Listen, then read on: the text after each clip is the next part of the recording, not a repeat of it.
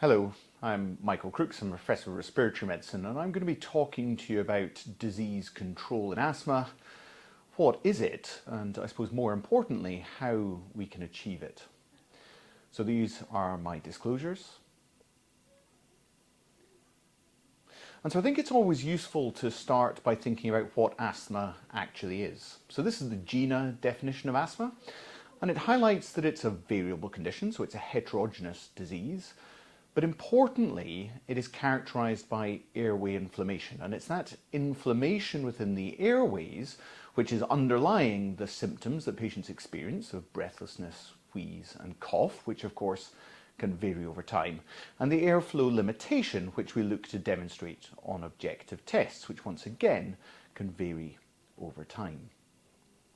So when we think about asthma, we often hear it described as mild, moderate or severe. And I think it's really useful to think about how we define those different severity classifications in asthma. So mild asthma refers to that which is well controlled with either as needed ICS formoterol, and we'll come on to talk a bit more about that later, or a low dose inhaled steroid with a separate short-acting beta agonist reliever. Moderate asthma is that that's well controlled with what was step 3 or step 4 of GINA treatment, i.e. that with a controlled low or medium dose ICS-LABA combination. And then severe asthma is that which either requires high dose inhaled corticosteroids to achieve control or remains uncontrolled despite high dose inhaled corticosteroids. So what we can see about the definition of asthma, that it is heavily reliant on the definition of control, or the concept of asthma control. And the other thing that we can realise is that really it can only be defined after a period of treatment. It's a retrospective assessment of the minimum required level of treatment to achieve disease control. So when considering that, I think it's really helpful to think about what asthma control actually is. So asthma control has two elements. It has the here and now, so current symptoms, and what we're looking for is for people to be free of symptoms both during the daytime and at night time, without any limitation of activities, and with normal lung function and the absence of the need for rescue treatments. And those rescue treatments might be short-acting bronchodilators to relieve bronchoconstriction or oral corticosteroids to treat exacerbations. And with that, we want people to be free of adverse effects of their treatment. But the second part of asthma control relates to future risk, and that's future risk of asthma attacks or exacerbations, risk of that volatility, those instability of symptoms that occurs over time, progressive loss of lung function, which can occur with airway remodeling, and of course long-term treatment-related side effects, such as those that we know are very common, they related with oral corticosteroid use. So how good are we at predicting future risk? Identifying how people are feeling now is potentially easier than identifying those that are at risk of poor outcomes in the future. And if we look at the review of asthma deaths, which was published back in 2014 by the Royal College of Physicians, in fact we can see that we're not very good at identifying risk. So if we look at those series of deaths that were investigated and the factors underlying them explored, we could see that almost 10% of those that had died as a result of their asthma were in fact being treated for what was thought to be mild asthma, and around 50% for moderate asthma. And I think we can probably all agree that asthma that results in death is neither mild nor moderate, and certainly should be treated more proactively and aggressively in order to improve outcomes. So when we recognise the risk in asthma and recognise that asthma is an inflammatory condition, we can think about what impact inflammation has on risk. So this is data from a study of mild asthma patients that were only receiving as needed short-acting beta agonist at the entry into the study, and then they were randomized to receive either continued as needed short-acting beta agonist, a regular ICS with a separate SABA reliever, or indeed ICS formoterol combination inhaler. And we can look at the different T2 biomarkers, so the indicators of airway inflammation, which is seen in asthma. So those with low T2 biomarkers, i.e. low blood eosinophils, less than 0.15, and a FeNO of less than 20, had a lower risk of exacerbation in those receiving only as-needed SABA compared to those with elevated T2 biomarkers, so those with eosinophils greater than 0.3 or FeNO greater than 50. Once we look at those that were receiving an inhaled corticosteroid as part of their treatment, we can see that that risk is reduced. So T2 inflammation, the inflammation which we recognise to be associated with asthma, is a factor associated with increased risk in people who are not treated with inhaled corticosteroids, but those treated with inhaled steroids, the anti-inflammatory treatment in asthma, that risk is then reduced. So you'd think then that the priority and the most important treatment in asthma, both in the eyes of patients and clinicians, would be the anti-inflammatory therapy, the inhaled corticosteroid. But we know from qualitative research in the past that this is not the case. The relief that short-acting beta agonists, which have no inherent anti-inflammatory activity, provide for patients means that patients perceive them to be the most impactful treatment, and indeed for patients to develop a degree of dependence, psychological dependence on those inhalers, feeling anxious when they don't have them. When we look at clinicians' responses to short-acting beta agonists, and this data is from a number of years ago now, we could see that there was very varying response to what was considered an unacceptably high use of short-acting beta agonists in asthma. And the reason that there's concern about high short-acting beta agonist use in asthma is because short-acting beta agonists act purely on the airway smooth muscle to relax the airway, providing some relief from bronchoconstriction and therefore improvement in symptoms. But importantly, they do nothing to relieve inflammation. And we can look here in a study of asthma patients who were not receiving inhaled corticosteroids. The FeNO, which is a surrogate marker of airway inflammation, certainly did not reduce after treatment with short-acting beta agonists, and you could argue that there may be a bit of a signal that in fact it had gone up in these patients. But we are now moving into a new era of asthma treatment. We've seen publication of the BTS Sign Nice asthma guidelines in November 2024, where really recognising that for the vast majority of asthma patients, short-acting beta agonists no longer have a role to play in long-term asthma management, and that we should be using anti-inflammatory relievers. And this is bringing us in line with what GINA have been recommending since 2019, when ICS formoterol combination and inhalers, both from mild and as-needed anti-inflammatory reliever through to maintenance and reliever therapy, where needed, was considered the preferred treatment algorithm for asthma patients.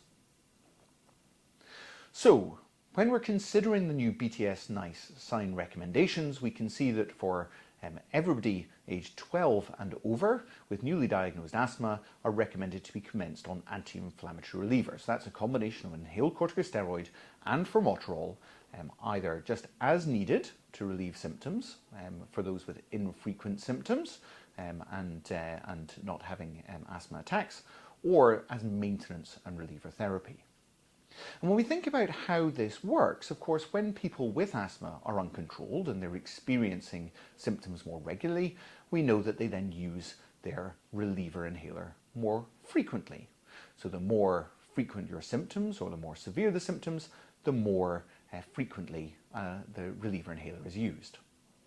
And when we think about what that means in a traditional approach to asthma management, where you may be using a steroid-containing preventer inhaler and a separate short-acting beta agonist reliever, when that inflammation starts to develop following an exposure to a trigger, we can see that the symptoms then increase, reliever use increases, but as long as that inflammation continues to build, then you will reach a crisis point.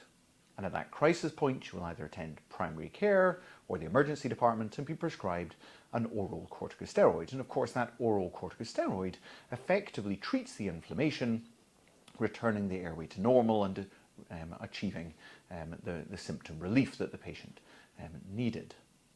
Of course, that reflects an asthma exacerbation, means that the patient was not controlled, and exposes that individual, of course, to all the long-term consequences that we know are associated with oral steroid treatments. When we think about that same event using an anti-inflammatory reliever, where the reliever inhaler also contains an inhaled corticosteroid, we can see that when those symptoms develop due to the rising inflammation, the increasing reliever use also increases the dose of inhaled steroid, effectively treating the inflammation early and preventing the exacerbation. And of course, we know from a large number of randomized controlled trials that this approach to asthma management helps to reduce exacerbations, often at a lower overall inhaled corticosteroid dose than fixed dose preventer regimes with a separate SABA reliever. So this is an effective approach to asthma management. Now, as I've alluded to previously, this approach using an anti-inflammatory reliever that contains both an inhaled steroid and formoterol, the bronchodilator, can be used in two ways. It can be used either just as needed, known as needed air, to relieve symptoms in what we would consider to be mild asthma, or it can be used as maintenance and reliever therapy, where the same ICS-formoterol combination is used both as the preventer, so regularly every day to control airway inflammation, as well as the reliever to relieve symptoms and, importantly, titrate that inhaled steroid dose at the time of increased symptoms, helping to retain control and prevent exacerbations.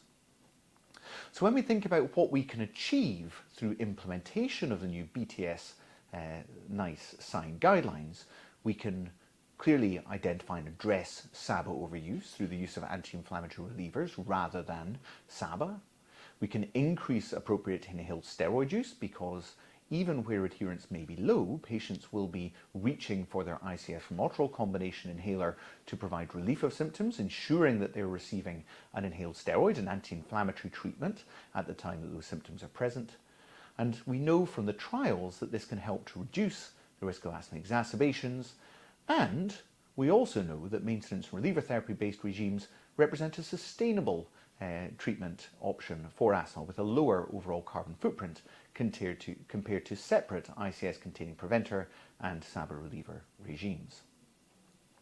So it is really important that we take this understanding, the knowledge that we have about the benefits of using anti-inflammatory relievers in asthma, and that we implement this into practice so that it's not just something that is there in the literature or in the guidelines, but in fact it's the treatment that our patients are receiving day to day to help control their asthma. And we know that transitioning from SABA-containing regimes can be challenging for patients and clinicians. And that's because this is a practice that has been established for more than 40 years, and often for our patients, they associate their blue reliever, their SABA, as the one that makes them feel better. And so yes, it's important that we support them with understanding, but it's also important that we develop that positive therapeutic relationship with patients based on trust so that they can understand the need for this change and see how it can benefit them in the long term. It's also really important that we use resources that are available to us to help support that transition. So using anti-inflammatory reliever or MART focused action plans, which can be found on the Asthma and Lung UK website, and also to work with other areas within the health system. So I'm a secondary care doctor, I work within specialist asthma services, but it's really important for me that I work with primary care colleagues to support this transition and implementation of the guidelines, but also to work with those in community pharmacies, in the emergency departments and others in order to ensure that across the healthcare system we're all delivering asthma care in the same way so that our patients have a consistent message and consistent understanding about how their asthma can be best managed. So just thinking about resources that are available through the Greener Practice toolkit, there's a number of quality improvement projects which can be delivered within your scope of practice, looking at how you can identify patients within primary care that are overusing SABA and in need of improved asthma control, thinking about how you can embed systems within your practice in order to deliver improved asthma care, and also about education, so you can ensure that you have the knowledge and skills and expertise in order to deliver guideline recommended care. So finally, to conclude, asthma control is important and has two components. The current control of the disease now, so symptoms, airflow limitation, activity, etc., but also thinking about future risk. We know that uncontrolled airway inflammation is associated with risk, and controlling that inflammation using anti-inflammatory therapies is the key to asthma management, and that using anti-inflammatory relievers, either as needed only in those with mild asthma or as maintenance reliever therapy where required, can improve asthma outcomes. BTS NICE sign guidelines provide a really clear mandate to drive a change in our approach to asthma management to one that is focused on anti-inflammatory relievers, and it is up to us as healthcare professionals to support others and support our patients with this transition. So, thank you very much for listening to this lecture, and I hope that you also access the other resources available on the website.